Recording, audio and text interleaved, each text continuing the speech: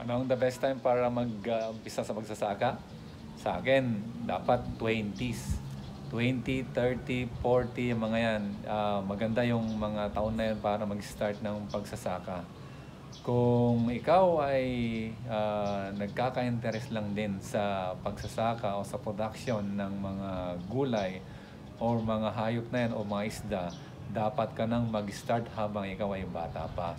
Habang malakas ka pa at matibay ka pa sa anumang mga pagsubok na darating sa iyong buhay. At kung magkakaproblema ka man, malulugi ka man, medyo matagal pa yung mga panahon para ikaw ay muling makakabangon ulit. Pero kapag ikaw ay mag-start kapag 60, 70 na, medyo parang magkakaroon na ng mabigat na impact para sa'yo at mahihirapan ka mang bumawi. Though mayroon kang puhunan, pero magiging masakit ang impact sa'yo.